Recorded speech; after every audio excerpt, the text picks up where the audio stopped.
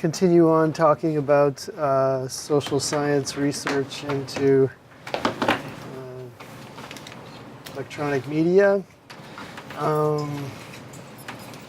Just a reminder, the research paper is due December 12th. I could easily extend that to December 14th without giving me a problem. Should we do that? Might help a couple of days. Okay, we'll do that. All right, good. Good.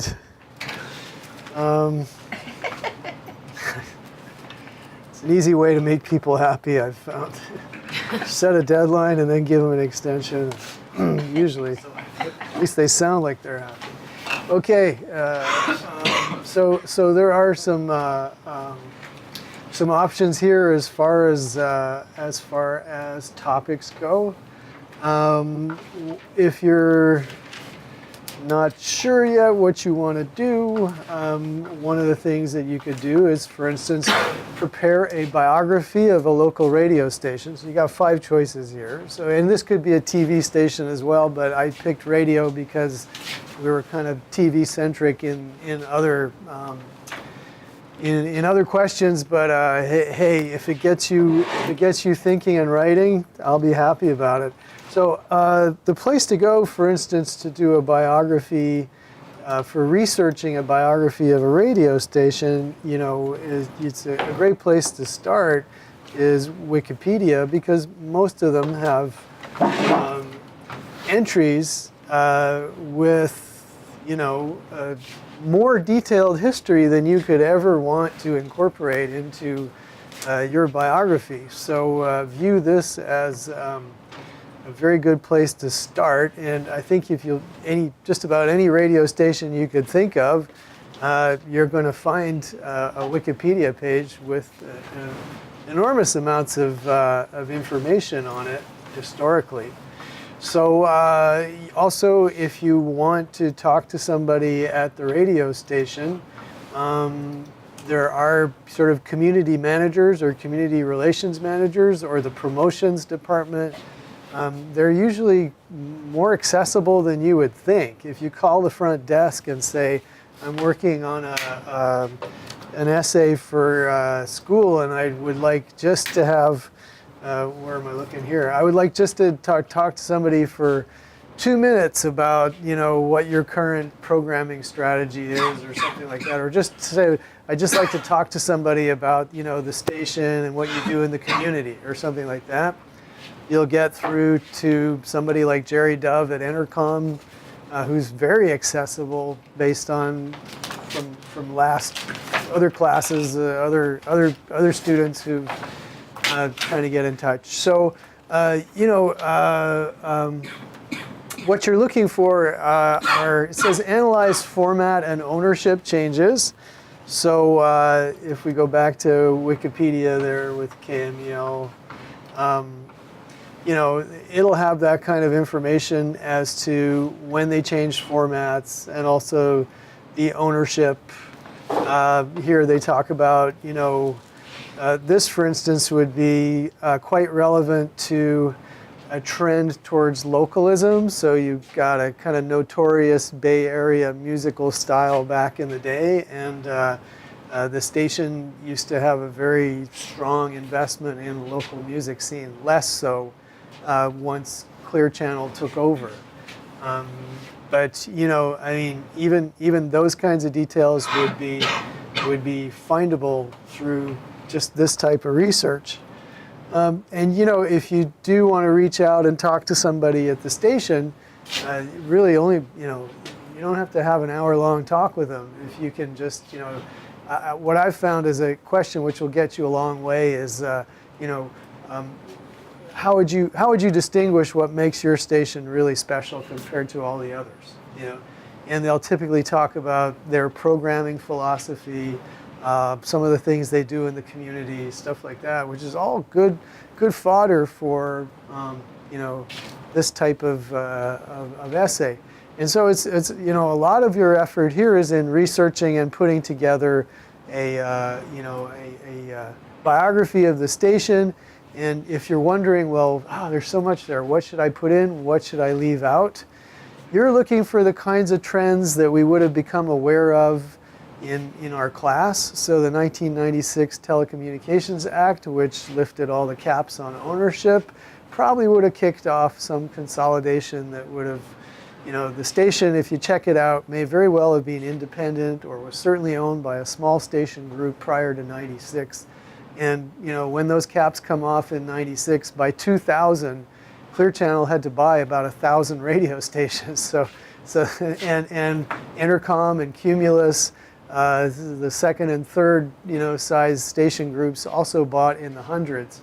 So odds are whatever station you looked at had some kind of ownership transition in the early 2000s, somewhere after 96, which is maybe significant in itself, maybe not, but also look for format changes, because that happens periodically as station management decides, well, maybe we could do better as a classic rock station or something like that. And that's always an interesting moment of change in a radio station's biography, usually because it's completely done in secret, because you can't let we know that different formats compete against each other, right? So if you're going to flip to a country western format, you don't want the other two stations in your market to know that, because they'll do everything they can to throw water on your great launch or something like that. They'll give away a car or something. They just keep people listening to them so that you appear to have no audience. So it's all done in secret. You usually have to get rid of all your on-air talent because they talk like old classic rockers, and you want people who talk like young country people. So station talent will change. The music obviously changes. That means the kind of background sound you hear in the advertising, that'll change. So all of that goes on in secret in the background. And sometimes you can hear it.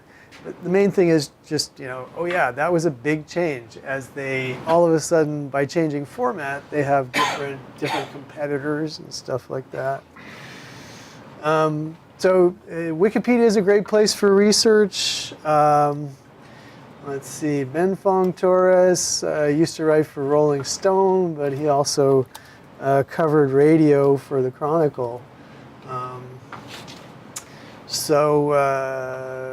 San Francisco Bay Area Radio News. You could search, wow, boy, everything's become so social. You could hit a page like this and you'd have all kinds of like lines and links, and now it's all photos that are going to appear.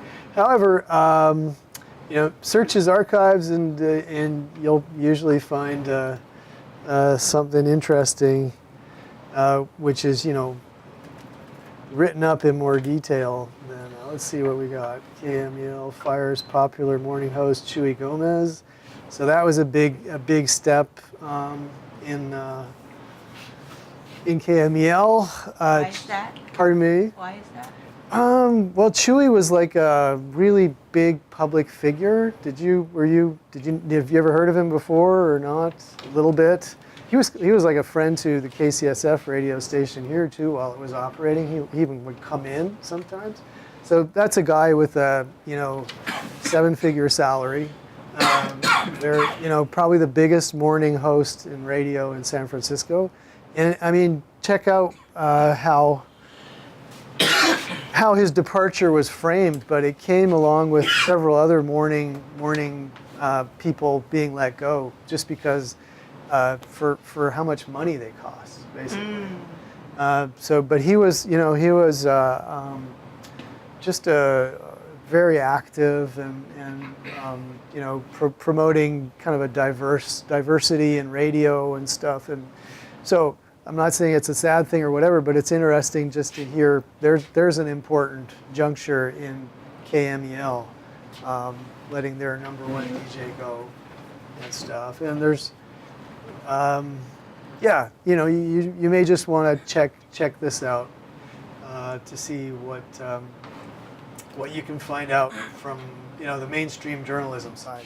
So with those things, you've got plenty to write a biography of a radio station or a TV station if you wish, and you'll find in Wikipedia all kinds of stuff, and then plus links down here to other things. So. Any questions about that one, Sandra? Yeah? If the emphasis of your essay was about a shift to online articles, could you do something about the Chronicle? Because I have a contact there, and I Shift to online articles. I realize that the okay. point of the Yeah, essay, we haven't really covered newspapers. yeah, So. I get Yeah. that the point of it is about digital media. Yeah. I just have a contact there, so I was like, I don't know. I think you should stick to some of these topics instead. Your contact may know other people who are involved in other stuff that is closer to what we want. However, I mean, this one does cover news and online stuff. So rather than your contact weighing in about the history of the Chronicle and what SF Gate is all about and stuff like that, but you may want to have a discussion with them about that type of thing, like what's social media been doing for you guys. That might be interesting as part of it. But this one definitely doesn't require any outreach or talking to somebody at a station or something like that. So, and in fact, the radio bio can be done without it too. If you try and you just can't find someone who will talk to you, that's life. You can still write a great essay.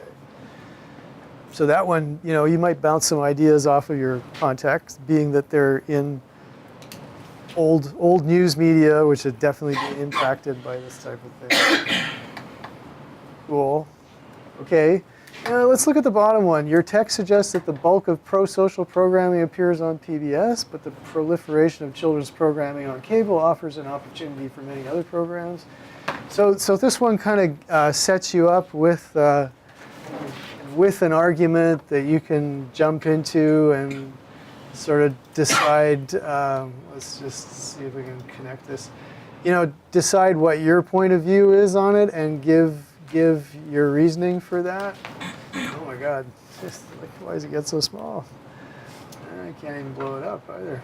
Okay, well, I guess we're going to go for, how about web layout? Let's make it easier. With regard to the social media topic, would it be ideal to give how many sentences describing what it is, or can we do without it? I think you could assume that I would know what these guys are. Facebook, YouTube. I was just thinking out of formality. That's Oh, all. I don't think so, because you have a lot to say and you only have a few pages. So Okay. yeah. Do without it. Yeah, I think you could assume that unless it's some really if you want to say about Twitter that the limitation of characters encourages sort of headline type communication, at least that I think maybe, but just to have to describe each of them, not really. So yeah, so pro-social programming means it's the idea that this is programming which is socially good, right? So as we talked about last class, a lot of media research is done coming out of various anxieties. It's like, oh my God, what's television doing to all the kids who are watching? What's television violence, or what's video game violence doing to the young people who are watching it? So again, I coined the term antisocial programming just to draw a contrast, but nobody actually talks about antisocial programming. I think the idea is just that most of the research is being done out of a concern for something bad going on. So pro-social, this means it's beneficial. Are kids learning how to play well together, how to share? Are they learning to empathize or just understand people who are different from them better through watching TV? And the same is said for video games. I don't know how many times I've seen a video about video games are good for you, because it's like the bulk of anxiety about video games is, oh, what's happening? It's terrible. It makes kids violent. It's distracting them. It's giving their thumbs carpal tunnel syndrome or something, and then, somebody gets on TED Talks to say, no, it's actually really good for you. It's like, wow. So, there's the similar type of thing. So pro-social. But when we talk about it, we usually figure, well, those are the educational programs. It's Dora, or it's the PBS latest thing. And here it kind of sets you up for a discussion if you're, I don't know, a SpongeBob fan or something like that. You could also just start talking about whether other programming from other sources is also potentially pro-social. So if you're, I don't know, if you have a niece or nephew or a kid of your own who watches some of these services, you might be familiar with some of those shows or stuff, or you could even, just research this and find out what people have said. It's like, oh yeah, there's very often, potentially pro-social lessons going on in this type of show. What do you think about that? Anything come to mind? Any episodes? You should interview a kid. Interview kids, yeah, there you go. My 4-page interview with the next door neighbor's toddler. You find the show's making you a jerk. I'm a jerk anyway. Oh my God. What themes do you see as pro-social programming possible and present on the commercial cable nets? Yeah, I mean, that's the idea. It's like you play with that idea.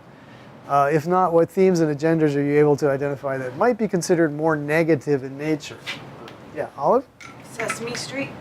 Sesame Street would be like your PBS, show of many decades, right? Teaching kids how to count and all that. A lot of, my wife learned to speak English watching Sesame Street in another country. Yeah, so yep, there's some pro-social. That would be kind of predictable. And you can go negative as well. Like what would be more negative in nature? Selling stuff, selling too much stuff. Mindless violence, Transformers series, that kind of thing. So that's a possibility too. But we're clear of what pro-social is. So nice. All right. Any takers on any of these? How about this? XM and Sirius Radio are competitors for the terrestrial radio audience. Discuss the successes and failures of satellite radio using such discussion points as a business model, subscription fatigue, high-profile personalities. Oh, we touched on that. So, again, I think if you Wikipedia XM and Sirius, you'll find out all about the high-profile personalities.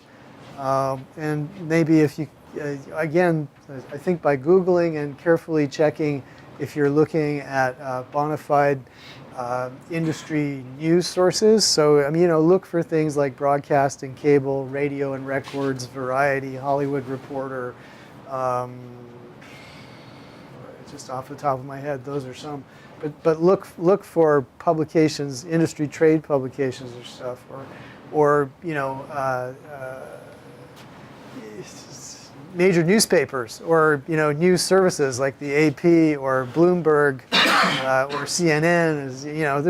You're going to find plenty of hits. So don't pick blogging from my basement about broadcasting. That kind of is, you don't need to, right? So I think one of the things we'll find here is, that the two had to consolidate just to survive. The plethora of channels, which is maybe comparable to like cable TV, where you've got, literally hundreds of options to choose from, which is something interesting. Yeah, and then I used to I listen a lot to this guy, Dave Zirin, who's like a sort of a Marxist who's into sports. So it's like the last year has been all about Colin Kaepernick, like constantly, but he's just really interested in social justice and sports. And so Zirin had a show on XM Sirius, and he just left and started up a podcast. So just wondering if for some of these people, it's not more profitable to be, outside of XM Sirius. I don't know if you can find something about that. We've seen other high-profile people also, yeah, right. So Stern goes over there. So there's your high-profile going to radio, and he probably props up a lot of this. I mean, Absolutely. yeah, but yeah, anyway, check it out. No, Wikipedia is a good place to start. Oh, and then the advertising profile, and this one, it's JP's working on this. We were discussing it. Just remember, a lot of it is your cataloging and your actual. There's primary research here in the sense that you're looking at 3 shows, you're cataloging what advertising is out there, So a big part of this topic is simply, doing the research, and because it's not like Googling. You got to watch 3 shows. You got to make a list of what the ads are. You got to think about what the ads are and stuff. So there's plenty of work in that, in information gathering there. So that's a primary type of research. So you might want to get into that. And so the idea there is, after that, think about what kind of advertising you're seeing, and try to draw some connections between the ads that you're seeing and the target audience for the show that you're watching. So, and that will be good enough. So I'll write in the extension, but so this is now due next Thursday. What could help? Yeah. Okay. Cool. And the requirements and such are just the same as the first one. So I just see. I think up at the top I have research. Yeah, guidelines. So the guidelines are there. So I'm in modules, and I'm at the very top. Both require 4 to 6 pages in length. So assuming we're all tired, 4 would be fine. Yeah. If you have a Mac, please give it to me as a PDF, because I have to go borrow a Mac to look at those. Cool. All right. Yeah, I have a video queued up here, which I'm really hoping is what I want to talk about. I looked through all the playlists, and they've taken down.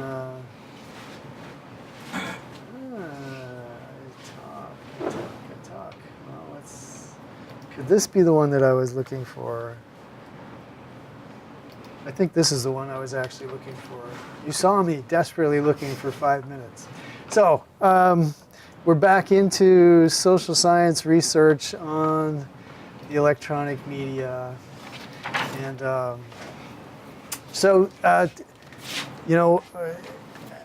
last class we talked about what a theory is. We talked about the history of social science research into the media from the early 1900s up until around about the 1980s or so, and the different approaches there. And they were classified into strong effects, moderate effects. We're getting into some contemporary research now. These are the way you go about doing research. There are different ways of doing it. Survey. You get people to fill in a questionnaire with a bunch of questions. You show them some violent video or something, and then you have them fill in another questionnaire afterwards and see, what kinds of responses you're getting back. The idea is, in the first round, you get sort of some baseline appreciation of what the personality is that you're dealing with, and then afterwards, in the second round of survey, you'll get an idea of what the attitudes are like after consuming the media product. But of course, surveys go into all kinds of questions. In your home, who chooses what you watch with the remote control? How much time do you spend watching this medium or that medium? Very interesting one that I read about is could you draw a map of all of the media that are in your house? And people forget to put in the telephones, like if there are any anymore, because they're just so used to the telephone, they don't even think of it as a medium. So all these are just surveys. They happen on paper, and the benefit is you can reach thousands of people through this type of thing. Content analysis. This is very labor-intensive. Media content analysis. So you have graduate students who have an elaborate set of codes. And they sit there for hours, paid minimum wage, to watch, let's say, the news, for instance. They watch every little item and catalog. Oh, in this case, they talked about Islamic terrorism, dink, and they talked about, economic anxieties, dink, and there's just like a huge long list of codes, and they code it. And at the end of that, you get, enormous data banks of like what was said on particular types of programming. Looking at prime time, there's 3 guests on this show, which has 8 Caucasian characters. The 3 guests are, one of them is Asian. Oh, great, tink, click that off. And with that data, You'll get it's just sort of hard quantitative studies of who are the people who you see on TV, and of course it's totally biased towards white people compared to the population as a whole. So that's how one can make some well-informed comments based on that incredibly labor-intensive content analysis. One could hope. I mean, I guess the big Google and Facebook are certainly trying to automate content scanning as they search for beheadings and child pornography and everything else that they want to keep off their platforms. And so right now they have to have human beings training their automated systems, and they're working together. I was just at a party 10 days ago with somebody who was working for them. Sounds like a horrible job. You spend your day looking at the most horrible things that go up on social media, like 8 hours a day. However, perhaps that kind of technology eventually will be able to turn on to content analysis, and it'll just scan. And you won't no longer have to do this by hand. But it does happen, and it's very labor intensive. Yeah. Hasn't YouTube started doing something like that too? That's where my friend or my acquaintance was working at YouTube. Yeah. Yeah, and Facebook is also promising to, as soon as it hit the bottom line with advertisers, who were pulling out because they weren't guaranteed that their ads wouldn't run against, propaganda and stuff. But now they're putting money into it. Right? I thought Facebook already did. They both are doing it. Oh, yeah. Yeah, I mean, YouTube is like, did I not say? Yeah, the guy I met is working there doing this. That's all they do. Yeah. And maybe they've just hired more people to do it too lately. Lab experiments. So where I used to work, my office, now I have a window into the radio station. I used to have an office with a one-way mirror looking into an observation booth, which we never used. But that whole place was designed when they still did laboratory experiments into communication, and they would have kids in there and they would run experiments and watch from behind the glass. So that's, getting people in, and you have a test group and a control group, and the control group doesn't get the stimulus that the test group does. Now, the problem there is, of course, if people don't often behave the same way when they're taken to a university and stuck in a room with someone they don't know. They don't behave that same way as when they're at home necessarily. So there are field experiments too, where they attempt to, do an experiment in a natural setting, but there it's much harder to, rule out other kinds of stimuli. Whether I don't know, they're brothers in the next room and they'd rather just go play with them or something like that, and instead, there they are trying to perform in their experiment. So it's all of these have their advantages, and of course the experiments are incredibly time consuming, and it's hard to get money to get all of what's necessary to get a lot of people in to do an experiment with them. So that's why some of that World War II research, where veterans, sorry, not veterans, but soldiers were, it's required to participate in the studies, and so that's where you got some of the largest, most reliable sort of experiments happening. So there you go. Those are the ways things are conducted. This type of research. The National Television Violence Study. So it's there's been a long history of thinking about television and violence, and this is described in better detail in your textbook. There's some summaries up here of basically what was found. So this was a study, a pretty big study. It was coordinated from UC Santa Barbara. They were looking into content, and they were also looking into audiences and how they responded to it, which is that's 2 things on our list here. So lots more TV shows contain violence than people actually experience in their everyday lives. Experiencing violence is thankfully pretty rare. Watching it on TV, it's all over the place. Violent acts go unpunished. The weird thing here is they're also including like kind of cartoon violence alongside of dramatized realistic violence. So that you gotta remember that. 40% of violent acts initiated by attractive role models, so good folk engaging in violence, which is not the way we'd usually see it. Violent scenes include humor, so it's like, whoa. Half of violent scenes show pain and harm, so I think the idea is maybe if we showed that kids or people watching that that it actually really hurt to have your arm chopped off or something, that they do it, there'd be less of a feeling as like of being conditioned to accept it. And very few of them contain an anti-violence message. So that was a pretty influential study. They also track, on average, the number of violent acts occurring in prime time, and it was higher in the mid to late 90s than it was at 2010 when this stat came up. So it had a peak and it came down later on. Lots of gun violence. There you go. Okay, profanity and such is, to me, it's less of a serious issue, but that's because I have a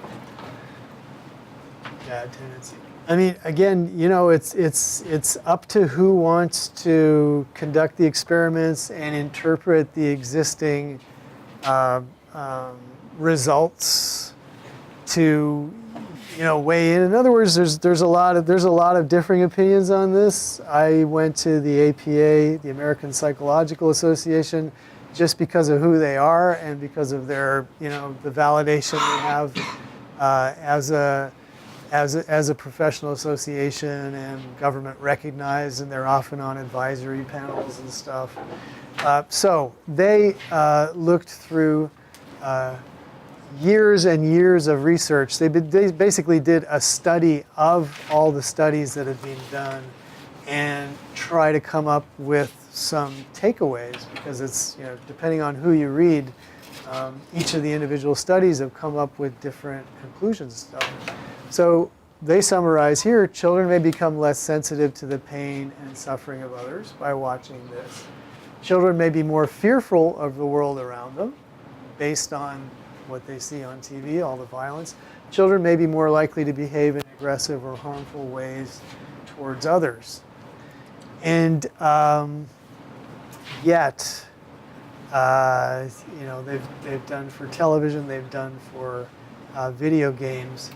And yet, I'm looking for the part of this is the summary here, but one thing they pointed out is there's no sort of comprehensive research that looks at children over their entire developmental history. So, there are isolated studies on 7 to 10-year-olds. There are studies on teenagers and stuff. They all come to their conclusions about these individual groups, but there's no kind of comprehensive study and theory of, is it okay that a kid sees violent stuff when they're 15, but not when they're 5, and that kind of stuff. So already, if our initial question is, does violent TV lead to violent behavior, then it's like, well, I mean, there's so many variables. So it's like, how old are we talking about? Where are they developmentally? So should we confine it to children, or should we think that children also, respond to this the way adults do? I think there's no way. I mean, looking at my own kids, they see something on TV advertised, they immediately want it. So the connection is much stronger. Their cognition is understandably different. So as soon as you get into asking a simple question, does violent TV promote violence, then it becomes real complex as to, it's like, well, who are we talking about? How old are they? What are their predispositions?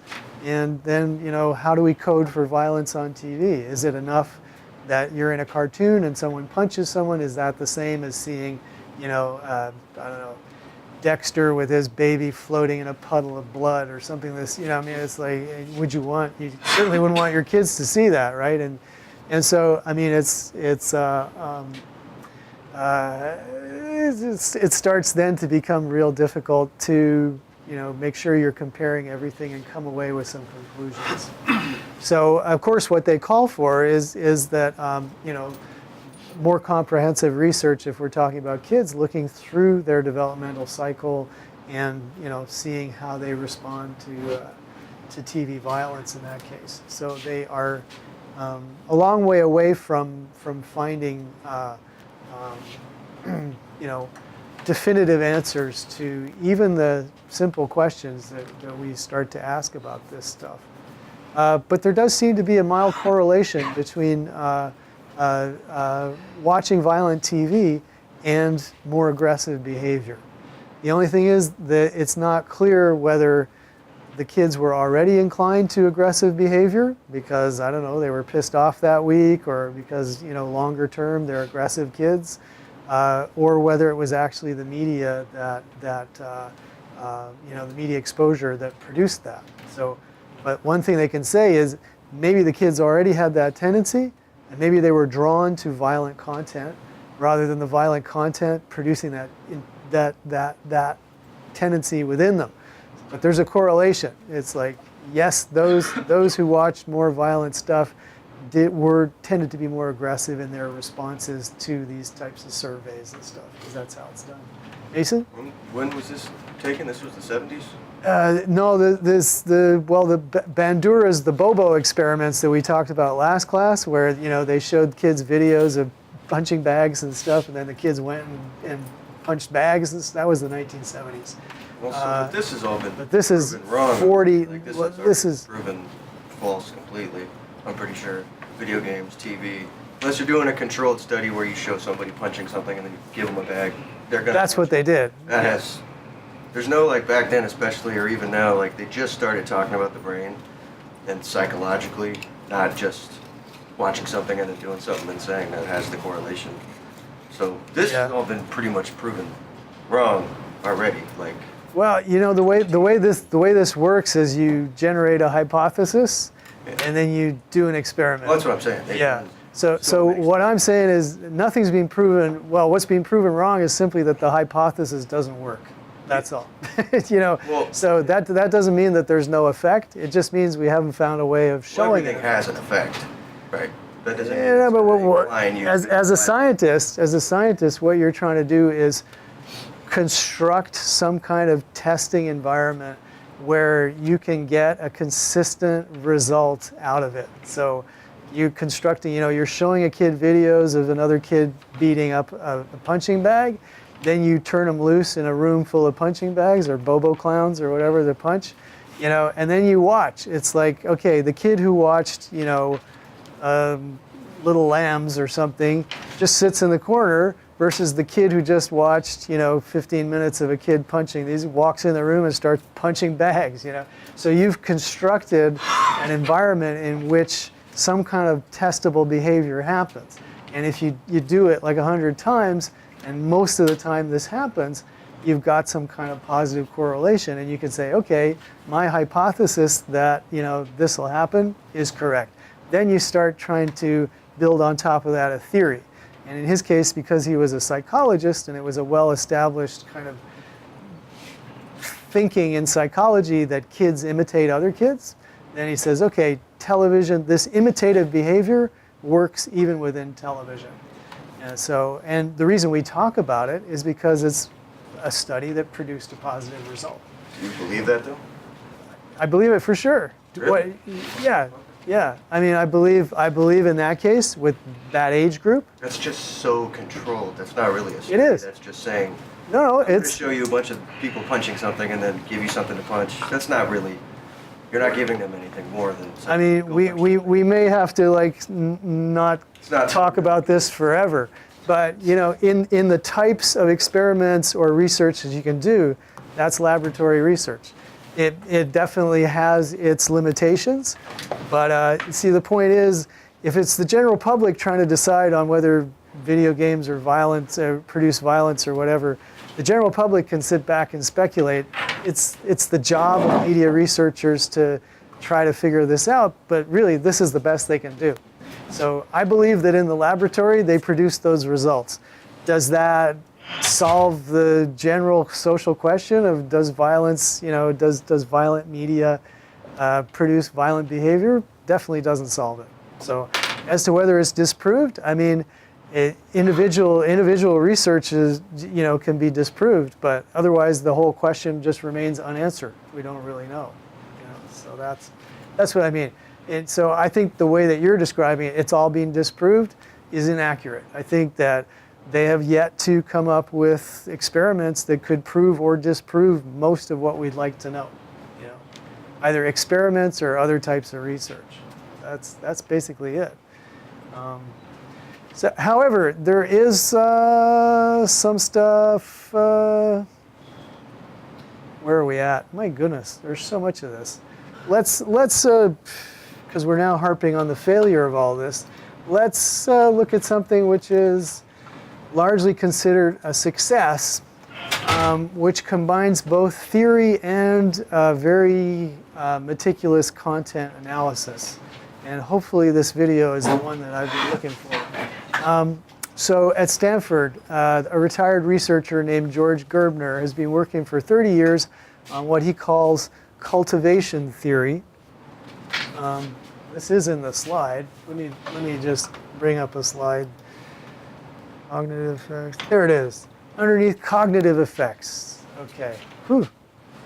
There we are. We're still largely thinking about violence here.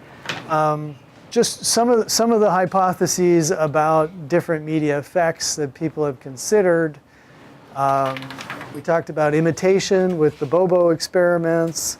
The third person effect, which is where we tend to believe all kinds of things about other people, but we think that we ourselves will not be affected by that. So that has come up. Other behavioral effects, some folks have said, well, for instance, when kids watch violent video, are they drawn to imitate it?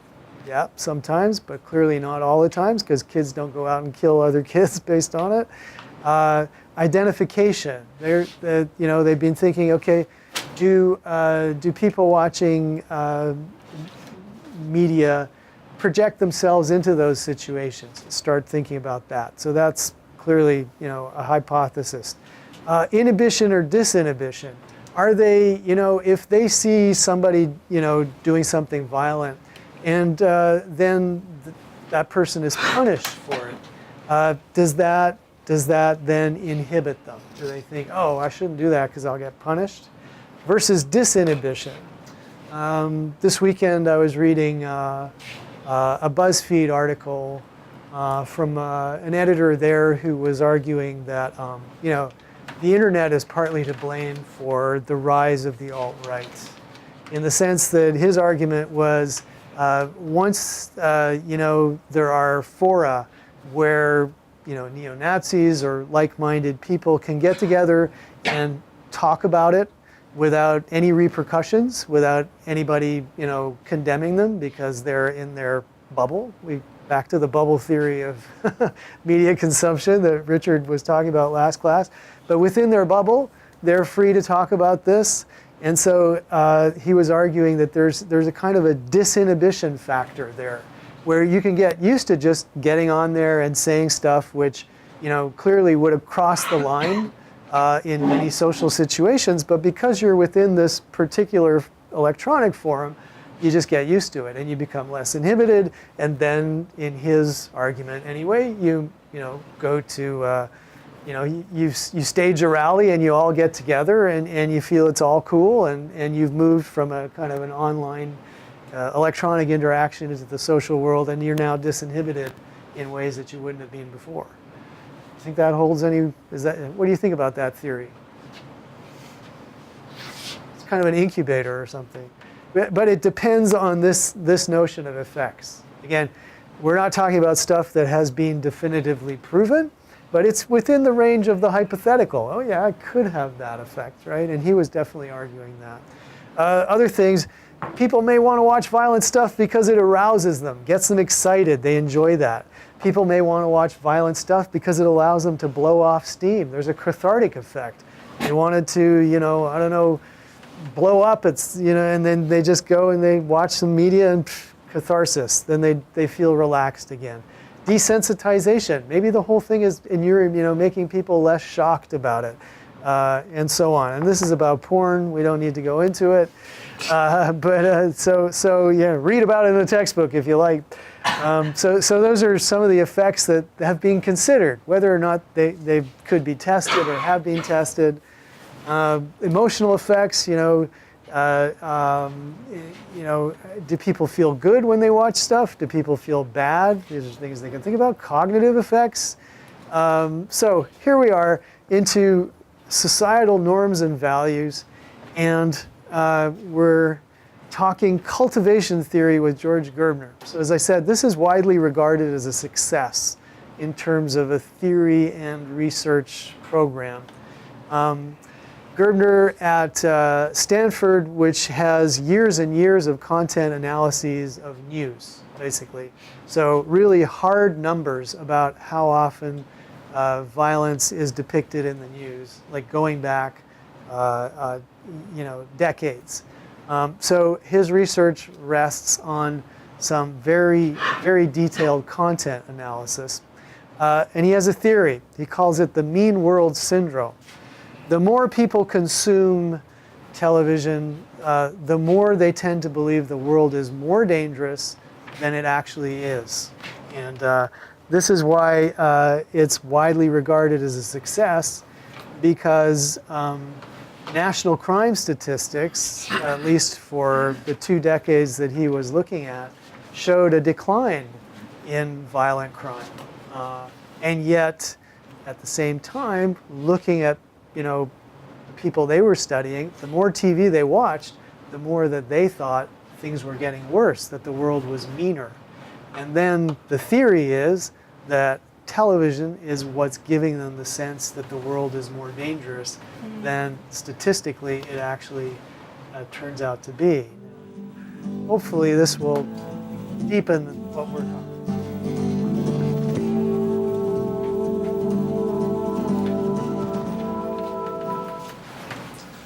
For the first time in human history, a child is born into a home in which television is on an average of about 7 hours a day.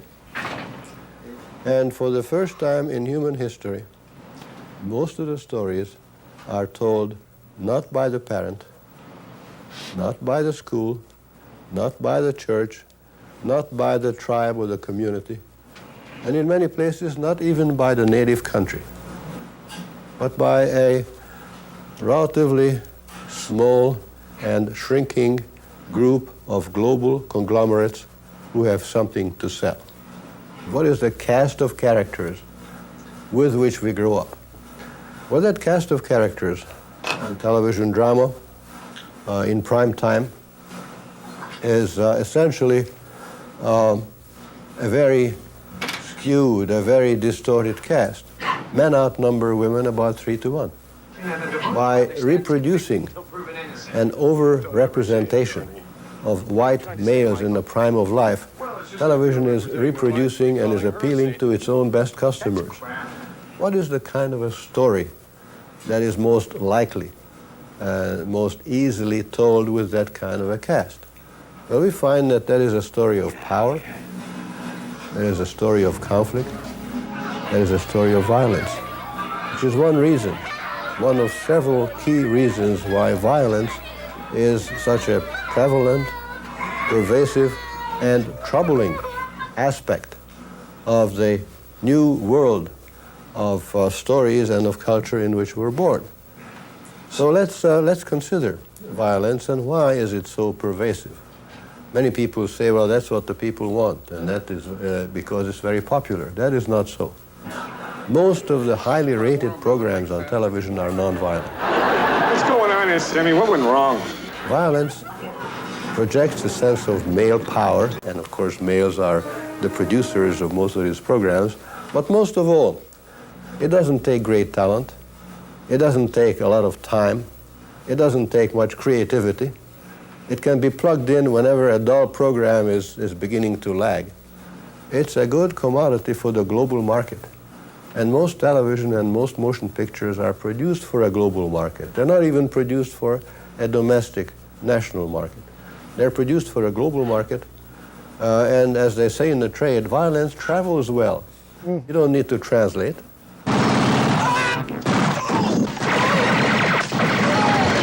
Terminator.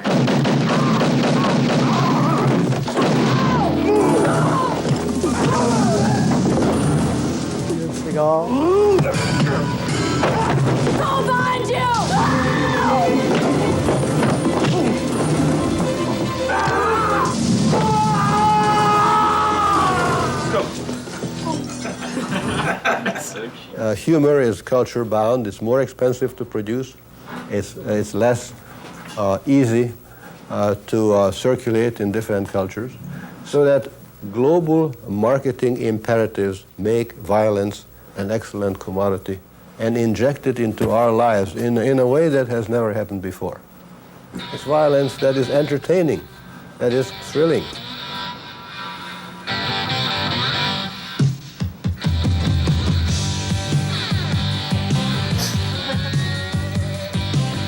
Like Saturday morning cartoons, the amount of violence is between 20 and 30 per hour. As time goes on, they have to increase the dosage. When RoboCop was first produced, it had 32 corpses, and we just counted the corpses in this, not just the acts of violence, because there's too many.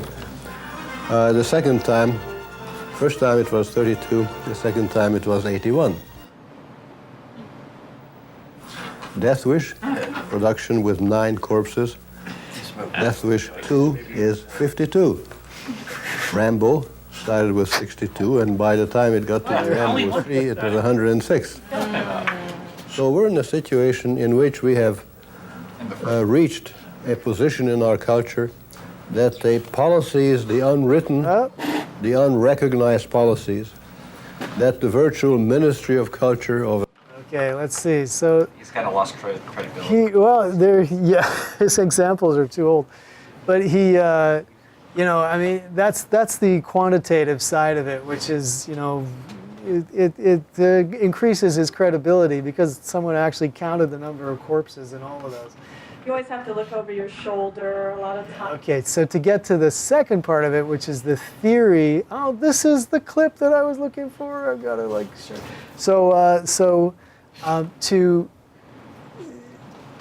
To get to the sort of theoretical side about it, which tries to make the connection between the increasing violence and public perceptions of being in danger. On what Gerbner means by the mean world syndrome, it's not enough to analyze individual TV alternating with the most bizarre and violent and frightening. So that what would be shocking in our real lives in the media world comes to seem normal and mundane, reinforcing the sense that the world is a place of constant danger and threat. I have to do what I can to protect myself and my children. And that's a fact of life, a way of life. What cultivation analysis has done is to show how these kinds of anxieties and insecurities are caught up explicitly with media culture, uncovering a direct correlation between the amount of television one watches and the level of fear one has of being victimized. If you look at it from a cultivation point of view, you see that the image of victimization, the image of risk, the image of danger, the conception that if there is so much violence in the world, I'm at risk. Not that I'm going to go down the street to be a mugger, but on the contrary, I'm afraid to go down the street at night. I'm afraid to go into the subways. I'm afraid of strangers. I try to cross the street when I see somebody that I think may be dangerous to me. These are the consequences of exposure to violence that are cultivated in large communities over long periods of time. The finding that if you watch a lot of TV, you're likely to be more afraid of violence than those who watch less TV may help explain why so many people seem to think violent crime is far worse than it actually is. A widespread misperception that started to be noticed a decade ago when crime rates began to drop. Here is the reality. Violent crime per capita actually dropped slightly in the latest figures released by the Justice Department. Nationwide, murder was down 5%. But the perception continues to dominate reality, triggering a fear that is out of sync with statistics. A fear that no one and no place is safe anymore. And when you're always on guard, it's hard to let go of fear, no matter what the reality. And this classic example of the mean world syndrome continues today. In fact, since that ABC News report about falling crime rates, Justice Department figures show that violent crime has dropped an additional 43% to a remarkable 30-year low. Anderson, the FBI says violent crime dropped 2.5% in 2008. Now that includes an overall 4.4% decline in murders. But despite the steady drop, polls have consistently shown that most Americans believe just the opposite to be true. That crime has actually been increasing. 3/4 of Americans say there is more crime in the United States than there was a year ago. Gallup's annual crime poll shows it's the highest level since the early 1990s. The poll also finds 51% of Americans say there is more crime in their local area than there was a year ago. The logical question is why? Why do fear and anxiety about violence seem to be rising even when the threat of violence is falling? Well, surveys consistently show that upwards of 2/3 of the people who believe crime to be a very serious personal problem say they get most of their news from television. This is the breakthrough of cultivation analysis, a clear correlation between the amount of media we consume and the degree of fear and anxiety we have about the world.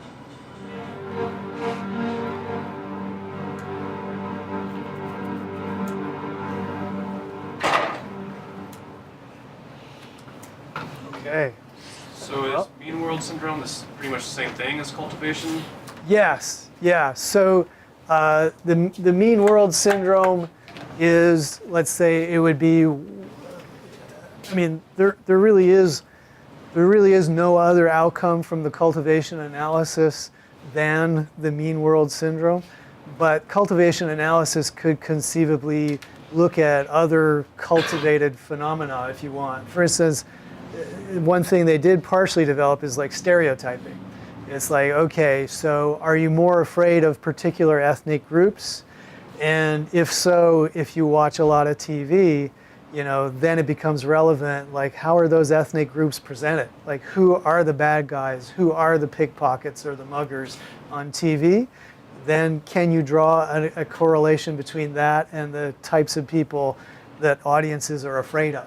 You know what I mean? So cultivation is more broad and like it's just how you cultivate your worldview based on media. Exactly, that's right. So yeah, cultivation is the theory that, you know, mediated reality that's presented to you on TV nonetheless eventually seeps into your overall appreciation of the world. In other words, we're, you know, long term, we're not all that good at distinguishing between, you know, our sense of reality based on what we live and our sense of reality based on what we see on TV. It's kind of like it all melds together at some level in our cognition. So by, you know, conditioning us, or conditioning heavy TV viewers to a lot of violence, or even more specifically to violence perpetrated by particular people, then eventually that, you know, generates a kind of a baseline view of the world. You know, so that's the cultivation analysis. The mean world, the mean world theory or syndrome that they talk about is sort of like one specific outcome, but because of the statistical decline in violent crime and the uptick in, you know, perceptions of a mean world, that's what gives the theory its particular kind of, credibility or influence, you know. But at this point, although it's based on very, you know, meticulous content analysis, they know how many murders are out there, they know who's the perpetrators, they've had grad students counting it. The theory is basically untestable. You know, cultivation analysis is, you know, you can't design an experiment to go out and see if some people are uncultivated. You can't even develop, you know, a playlist of shows that they should watch. The theory, as Gerbner says, It's like, it's broader. It's like, based on all of the things you see on TV, we're going to hypothesize that this is going to happen. So it's a hypothesis that could never be instrumentally produced in an experiment or something.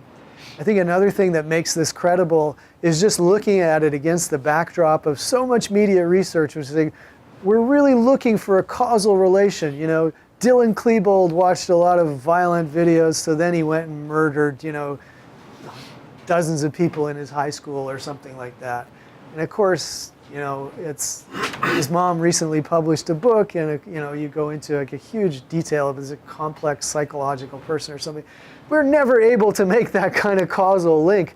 But, you know, then Gerbner can come along and say, it's not about, you know, watching a show and you decide to become a mugger or a murderer. You watch the show and you're afraid that everybody around you is a mugger and a murderer. You know, so it's that flip of perspective, I think, which also gives this theory its particular kind of credibility. He kind of personally, like he insulted it. Dude, it's his life's work. He called it, he said you have no talent, like you're talentless if you're making this kind of stuff. Oh, that's in the first one, yeah. Yeah. You mean his point seemed narrator of this video? No, yeah, the first one. Gerbner in the first video he was on about, like, basically violence is an easier thing to produce. Seems like it's hard to accept a point if you're already insulting the people who make it. It seems like he's taking it personal somehow. Like, I see what you mean. And now he's got to take it down. Yeah, I don't know him personally, but you know, like he is like. You know, he's a star of this type of research for sure, because it's so hard to get anything. Do you know? I looked up the body count for the first RoboCop movie, and the numbers seem to be falling between 28 and like 32. Oh my gosh! You could just take that You first look at scene, those, man. it's like 80 something. Oh, I thought that was the second one, wasn't it's it? the second I one? think he was trying to show. You said the 32 was on the first RoboCop. The 32 was on the first, and then the second one was in the 80s or something like that. Yeah, and you know, I mean, the other thing is. Yeah, okay, one could differ with how it's coded and everything, but by the time you get up to cultivation theory, it's kind of like window dressing, you know? It's like, it is great that you've got this incredible statistical database, but ultimately, you know, his theory operates on, like it's an unprovable theory. But it all fits together in an intellectually intriguing, maybe satisfying way. And given the real difficulties that media researchers faced coming up with anything, this has, you know, really been successful enough. They teach it in high school, you know, they make documentaries about it, and so it's, you know, it's a big deal. So did you guys, like? I know you take issue with their body count and stuff, and but any other thoughts about it? Yeah, Jenny. The theory seems to be the basis behind the movie Nightcrawler. Oh, I haven't seen it, but I've heard about it with Gyllenhaal. It's a fictional movie where a guy, videographer, needs a job, and he is really struggling, but comes across this one incident where it is a kind of spot, instantaneous, I think, violent act. Brings it to the news editor and happens to bring in really great viewership, and so they go about literally trying to find more of those similar nighttime or instantaneous violent acts, to the point where they get so immoral and desperate where they create their own. They set some up. They're like inciting violence. Yeah, they are. To the point where also the videographer elevates the, whatchamacallit, nighttime news editor in her position, gets her promoted by because she's got such spectacular viewership as a result of bringing all this media, and even one of the videographers turns on his own partner and gets him killed to go ahead. Oh my God! Spoil the movie for him. Ooh, That's the premise of the Sorry. current American Horror Story too. Is it third season? Which one was that? No, they're like on their 5th or something. Yeah. But Oh, this is the current one. Oh, okay. Like one of the characters is a news reporter, and she's part of a cult that is like goes around serial killing, and she's always there to report it Right, first person on the Superman and Clark Kent. American Horror Story. She's a yeah. No wonder I think it's so It makes me think of Jaws. Jaws. Okay. More likely to have a heart attack than get attacked by a shark. But Okay. I'm more afraid of the water than I am of Burger King. Everyone's afraid of it. Yeah. And what about the American Carnage theme that our president enjoys, or certainly campaigned on, right?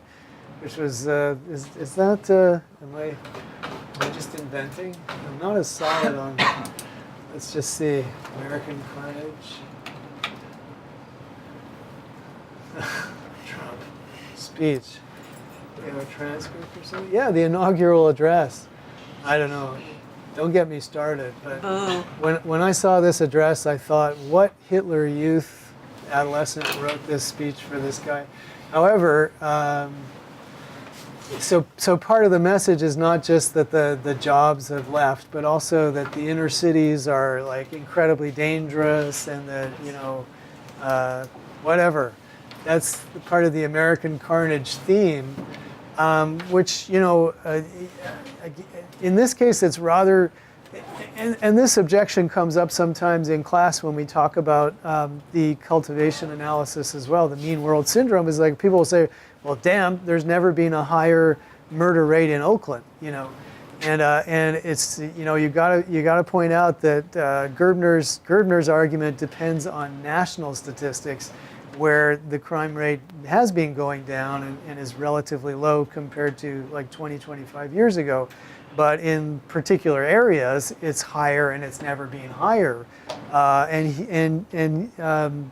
This guy will cherry pick, like Chicago, record number of murders, and so just focus on that and talk about American Carnage, and it's not really relevant to the country as a whole, but you can cherry pick particularly awful spots and build a whole lot based on that. So it's a good objection to part of Gerbner's thing that here but for too many of our citizens, a different reality exists. Mothers and children trapped in poverty in our inner cities, rusted out factories, the crime and gangs and drugs that have stolen too many. I mean, these are all bad things. It's just whether or not they're at a level at which they're described. He can use them and confirm the fears that so many people have about what's becoming of the country and such. So I don't know. I was reminded of that this time when I looked at it. It's like, the mean world and what we can do to One thing I noticed about his thing when it said the crime was going down that people never talk about is the rise in population also. So like how many more people live here now versus 1990. So it could be dipping, but you're not really taking into account how many people live here now. And some of these people talk about that, but not enough people talk about how many, too many people are in the country. Okay. So when you do cherry pick, it's kind of like it is in the country, so it does count for national. And it is happening. There's a lot more people. So it's just something they never really take into account. Yeah. You'll notice that I encourage you to think critically even about a very well-regarded research project and theory and stuff. I said, there's holes there, and I've been trying to describe it to you in a way which also demonstrates like why it's particularly seductive. And I've said, it's impossible to really prove it. So I don't know if you found the last 2 days satisfying. Personally, when I look at it, I look back to selective exposure, selective perception and stuff. I look back to some of the earlier research, and I still see a lot of relevance, a lot of effects that are worth paying attention to. But when you look at attempts, especially contemporary attempts to specifically prove stuff, it's frustrating because we can't begin to prove even things that we think are just like obvious. Of course, we can't even begin to prove those. So it's a very tough area to work in. And people like Gerbner who come up with convincing stuff are real stars. So there you go. Well, no time for Kahoots, but I have a Kahoot for this week too. So next week is dedicated to exam reviews, so we'll do them there. Have a good weekend, folks. Thank you for so many people showing up in this class and hanging in there. I didn't even check chat. Hello, folks. Thank you for joining us. Have a great weekend.